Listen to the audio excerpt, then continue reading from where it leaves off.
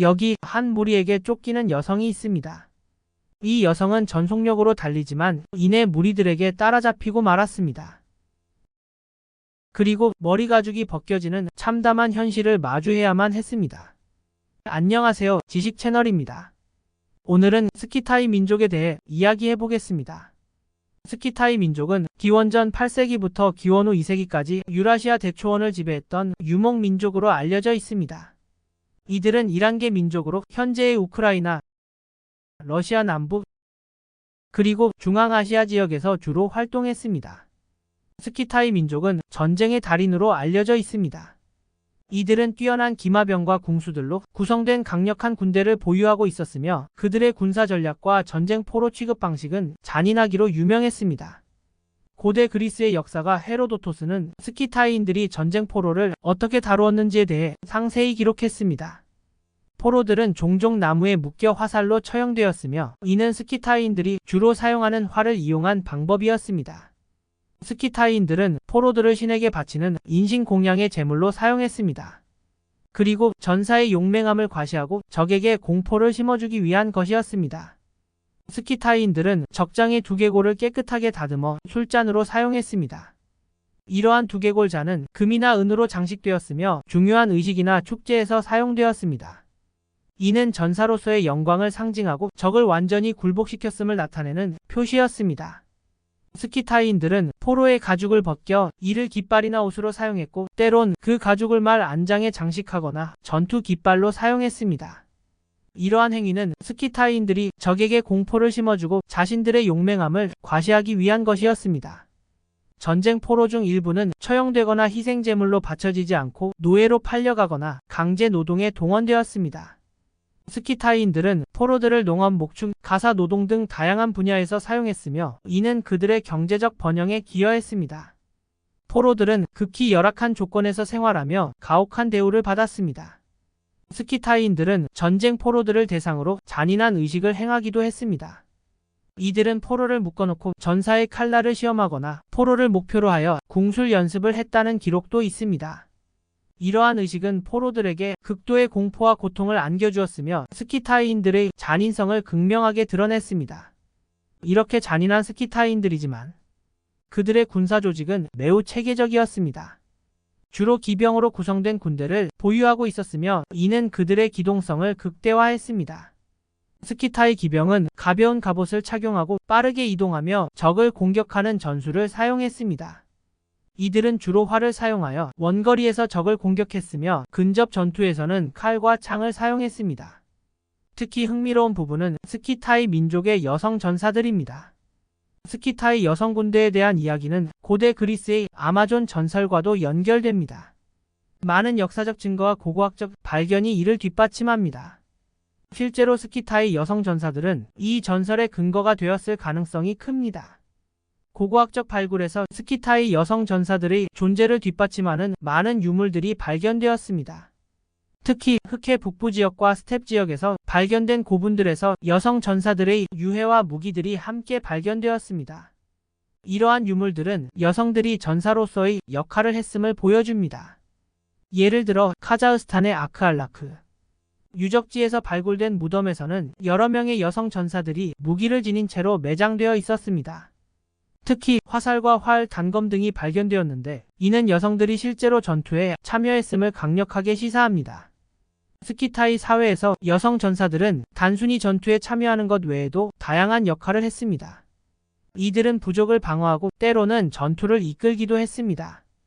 여성 전사들은 어린 시절부터 무술 훈련을 받았으며 남성 전사들과 동등한 지위를 누렸습니다. 이러한 평등한 대우는 스키타이 사회의 독특한 특징 중 하나였습니다. 여성 전사들은 주로 활과 화살, 단검, 그리고 짧은 창을 사용했습니다.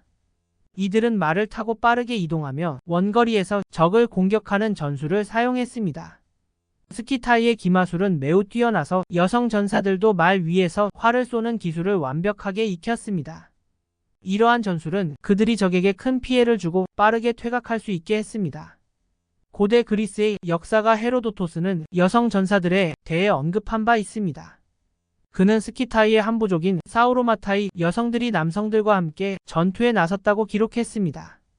헤로도토스는 이 여성들이 남성과 동등하게 전투를 벌였으며 결혼 전까지 전사로서 훈련받았다고 설명했습니다. 그들의 주요 전투 중 하나는 기원전 6세기경 페르시아 제국과의 전쟁입니다. 당시 페르시아 제국의 다리우스 1세는 스키타이 지역을 정복하기 위해 대규모 군대를 이끌고 침략했습니다. 그러나 스키타이인들은 기동성과 지형을 이용한 전술을 통해 페르시아 군대를 격퇴했습니다. 이 전투에서 적의 보급선을 공격하고 기습작전을 통해 페르시아 군대를 혼란에 빠뜨렸습니다. 이러한 군사 전략은 주로 유목 생활에서 비롯된 것이었습니다. 이들은 넓은 초원을 자유롭게 이동하며 적의 약점을 파악하고 신속하게 공격했습니다. 이러한 전략은 스키타이인들이 적은 수의 병력으로도 강력한 적을 물리칠 수 있게 했습니다. 그들의 군사 기술은 매우 발달해 있었습니다. 이들은 고도로 발달된 활을 사용했으며 이는 장거리에서 정확한 사격이 가능하게 했습니다. 이러한 기술은 후에 많은 유목 민족들에게 영향을 미쳤습니다. 군사 조직과 전술은 그들이 유라시아 대초원에서 오랜 기간 동안 지배력을 유지할 수 있었던 중요한 요소 중 하나였습니다. 파트 2. 예술과 종교.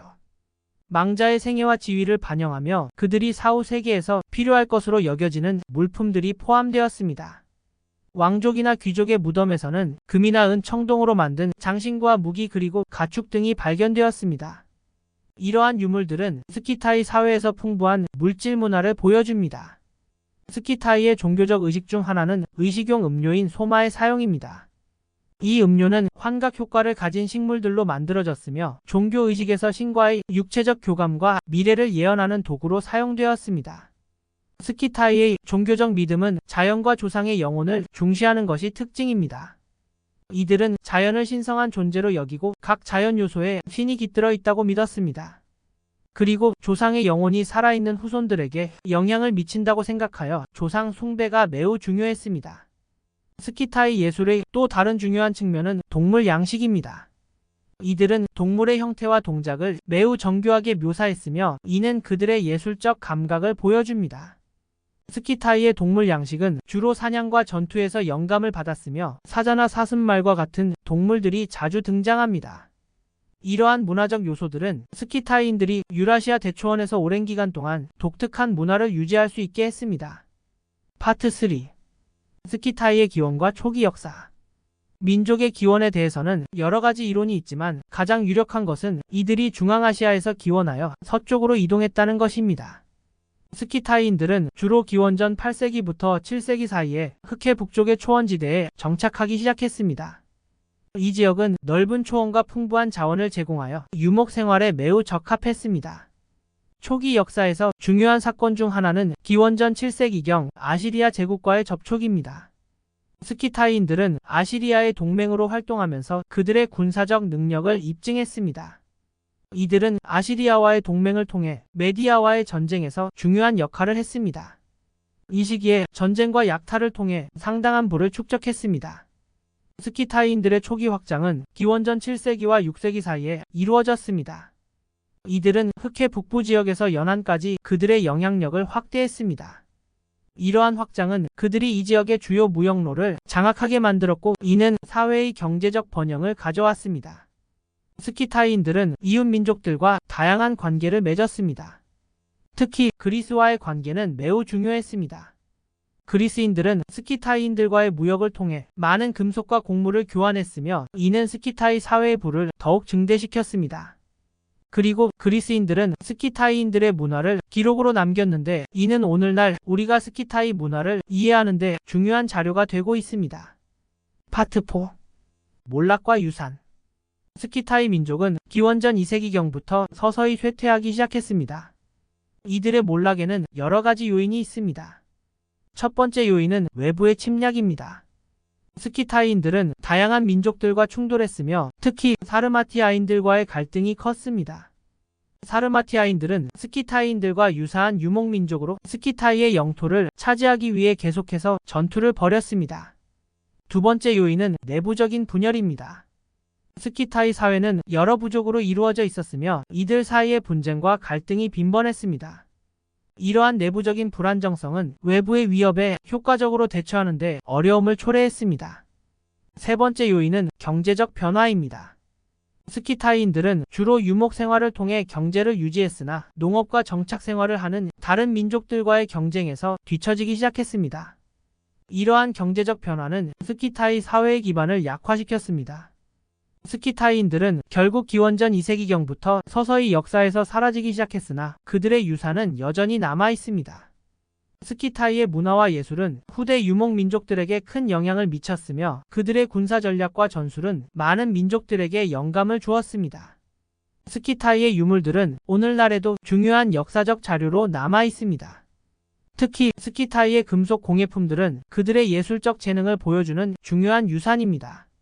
이러한 유물들은 박물관과 고고학 연구를 통해 계속해서 연구되고 있으며 스키타이 문화에 대한 우리의 이해를 깊게 하고 있습니다. 현대 사회에서 스키타이의 유산은 다양한 방식으로 활용될 수 있습니다. 예를 들어 군사 전략과 전술은 현대 군사학 연구에 중요한 자료가 될 수 있습니다. 또 예술과 공예는 현대 예술가들에게 영감을 줄 수 있으며 그들의 자연과 조상 숭배는 환경보호와 문화유산 보존에 대한 새로운 관점을 제공할 수 있습니다. 스키타이의 역사와 문화는 그들이 단순한 유목민족이 아니라 복잡하고 다채로운 문화를 가진 민족이었음을 보여줍니다. 오늘 우리는 스키타이 민족의 흥미로운 역사와 문화를 탐구했습니다. 그들의 기원부터 몰락까지 그리고 그들이 남긴 유산까지 살펴보았습니다. 여러분의 의견을 댓글로 남겨주세요.